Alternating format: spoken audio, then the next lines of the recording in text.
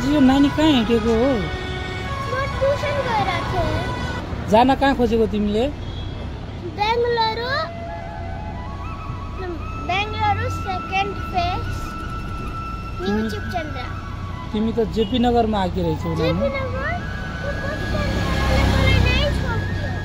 यो bus stand कुन हो हेर त? यो त आरबी डेन्टल कलेज हो त नानु। यो बस स्टप त हेर। तिमी यहाँबाट चिपचन्द्र जानको लागि मजेस्टी जानुपर्छ। यो बस पनि आइसकेको छ हेर त। यो बसमा बसाल्दिम तिमीलाई। जान्छौ?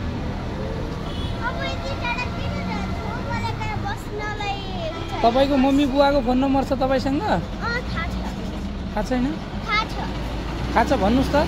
9742144733। हो र म तपाईको मम्मी बुवालाई छिट्टै कन्ट्याक्ट गरेर तपाईलाई भन्छु है। ओके। तपाई डर त मान्नु भएको छैन नि यो ठाउँमा? यो ठाउँ धेरै ब्युटिफुल राम्रो जग्गा हो यो। हेर्नुस् न तपाई हराभरा भएको राम्रो ग्रीन सिटीले चिनिने ठाउँ हो के पहिलाको चोटी। यहाँ तपाईलाई कस्तो लागिरहेको छ?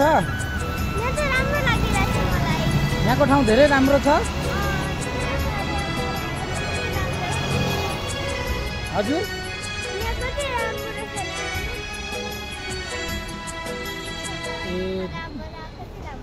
यो ट्रीहरू भएको ठाउँ कहीँ पनि मान्छेलाई अक्सिजन मिल्छ होइन? त्यसैले धेरै राम्रो हुन्छ होइन? नानु लौ तिम्रो मम्मीलाई फोन गर।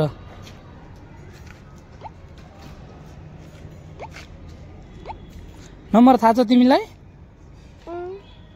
के हानिरहेछौ त? त्यो त होइन नि नम्बर नानु। नम्बर त यसरी हान्नुपर्छ यसरी। कति हो नम्बर भन्नु त? 9 हजुर 7421447733। ल डायल गर्नुस्। डायल गर्न तपाईलाई आउँछ कि नै? आउँदैन। यो दबाउने हो नानु। यो दबाउने डायल हुन्छ। त्यसपछि रिङ गइरहेछ है।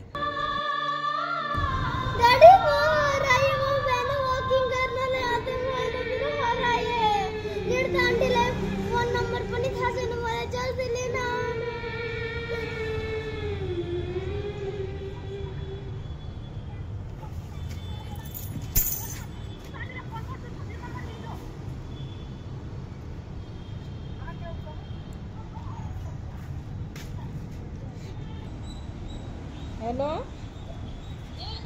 हजुर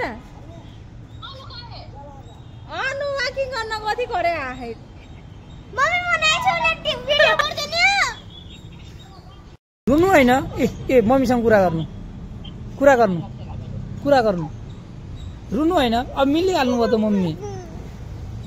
यसरी रुनु हैन। मम्मी ड्याडले छुट भनेर ट्युसन जाने हो भनेर वकिङ गर्न जाने हो।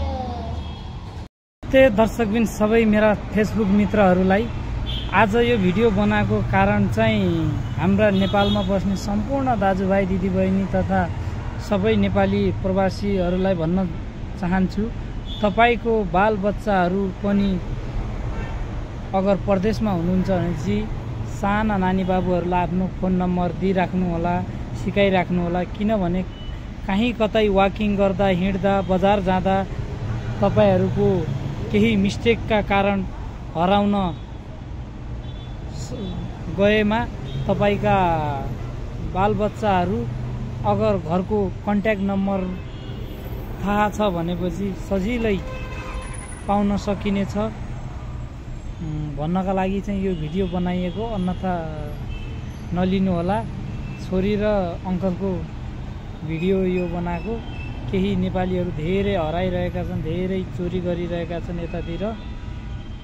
त्यो भएर पनि बालबच्चालाई आफ्नो कन्ट्याक्ट नम्बर, आफ्नो घरको एड्रेस सबै सिकाइराख्नु होला भन्न चाहन्छु। हस्त नमस्ते।